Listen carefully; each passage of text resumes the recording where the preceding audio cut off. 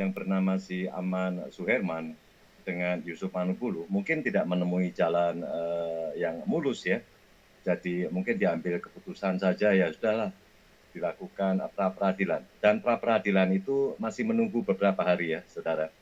Dan kalau kita melihat umur daripada pertemuan itu kan baru beberapa hari.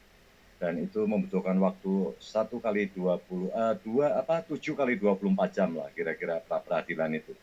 Dan pra-peradilan itu juga nanti akan didaftarkan, ya kan, begitu didaftarkan mereka sudah disetujui, oke, naiklah, ya kan, terus nanti diputuskan siapa nanti hakim daripada pra-peradilan itu sendiri. Karena melihat, mungkin karena melihat keadaan, jadi karena melihat keadaan dan sepertinya akan menemui jalan buntu. Dan sampai detik ini pun keluarganya, keluarga dari Yusuf Manubulu masih ada di Bandung, ya, tentunya mengkontrol keadaan Pak Yusuf Manubulu yang saya dengar katanya sakit, saudara. Karena sakit, jadi keluarga mungkin menghadiri Pak Yusuf Manubulu, terus diadakan mungkin pertemuan, terus mungkin pemeriksaan, dan bagaimana nanti keadaan daripada Pak Yusuf Manubulu sendiri. Karena kita tahu, waktu Bapak MKC itu pertama kali ditangkap kan sakit-sakitan juga, ya kan, sakit-sakitan juga. Sakit karena saya tidak tahu apakah itu karena stres ya, apakah karena itu tekanan daripada para petugas. Dan Pak Yusuf Manubulu juga saya dengar juga mempunyai sedikit sakit di perut atau di mana, saudara ya. Nanti kita mendengar informasi daripada tim pengacaranya. Dan saya harapkan pun tim pengacara bisa hadir ke sini, karena tadi sedang rapat.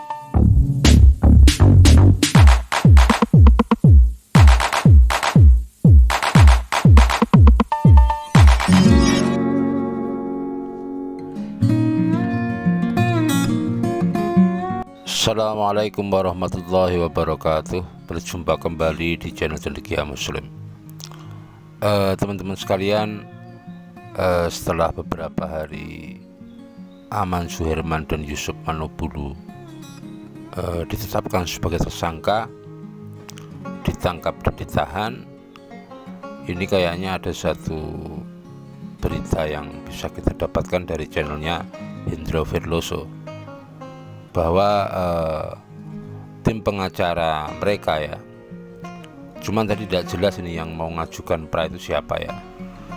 Intinya bahwa tim pengacara mereka sekarang sedang mempersiapkan data-data, kemudian bukti-bukti, kajian-kajian hukum untuk segera melakukan upaya permohonan pra-peradilan. Dan menurutku ini satu langkah hukum yang tepat lah daripada hanya berkoar-koar. Cuman sekali lagi tadi belum dijelaskan ya, sebenarnya yang mau ajukan pra itu Aman Suherman ataukah Yusuf Manubulu. Dan yang agak aku bingung nangkep omongan dari Hendro Virloso itu adalah bahwa pra-peradilan ini ditempuh karena antara Aman Suherman dan Yusuf Manubulu tidak ada titik temu. Ini yang aku bingung ya.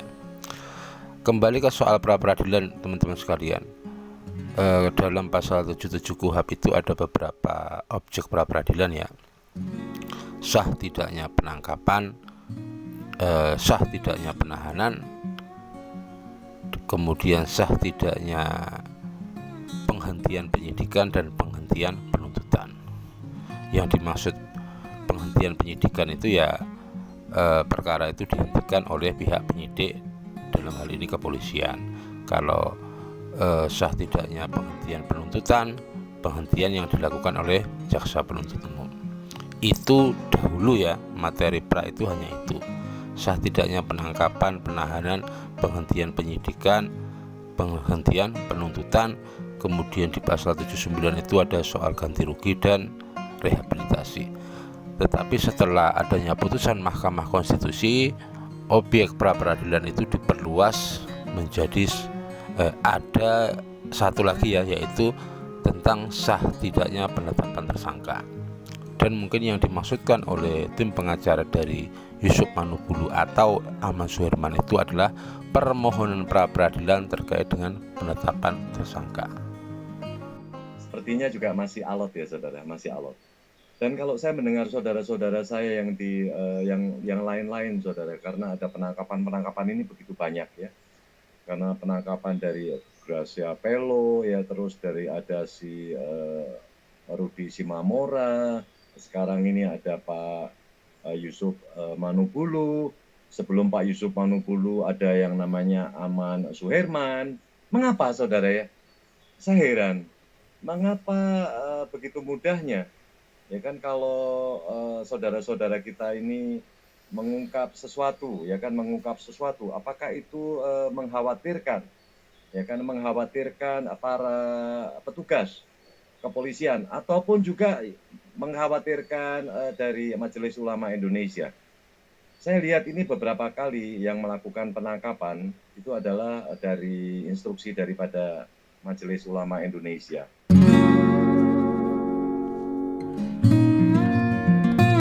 Teman-teman sekalian, kita tunggu ya, apakah rencana dari mereka untuk mengajukan permohonan pra peradilan ini benar-benar dilaksanakan atau tidak. Jadi itu cara cerdas untuk menguji ya, apakah proses hukum dalam hal ini penangkapan, penahanan, penetapan tersangka terhadap Yusuf Manubulu atau Aman Suherman itu telah sesuai prosedur atau tidak. Untuk mengujinya ya lembaga pra peradilan. Kalau menurut aku sendiri ya penetapan tersangka termasuk penangkapan dan penahanan itu sudah sesuai dengan prosedur sah menurut hukum. Ya kita tunggu apakah mereka benar-benar mendaftarkan atau mengajukan pra peradilan atau tidak. Jangka waktu pra peradilan itu nanti adalah 7 hari setelah pra peradilan itu dibacakan, itu harus sudah ada keputusan mengenai dikabulkan atau ditolaknya. Cuman dari statement Hendro Verloso ini ada satu yang perlu aku kritisi ya. Dia tadi menyampaikan bahwa penangkapan terhadap apologet Kristen itu karena instruksi MUI. Ini satu statement yang berbahaya ya. Kata-kata instruksi itu tidak tepat. Instruksi itu difahami adalah perintah dari atasan ke bawahannya. Kalau dengan kata-kata yang seperti itu seolah-olah MUI ini berada di atas Polri. Yang benar itu mungkin atas laporan, atas desakan dan lain sebagainya, itu masuk akal. Meskipun kita melihatnya tidak seperti itu ya, proses hukum ini, karena memang mereka-mereka yang ditangkap itu diduga kuat melakukan tindakan melanggar hukum terkait dengan penistaan agama, ujaran kebencian berdasarkan sara maupun kabar bohong. Demikian teman-teman, kurang lebihnya mohon maaf. Assalamualaikum warahmatullahi wabarakatuh.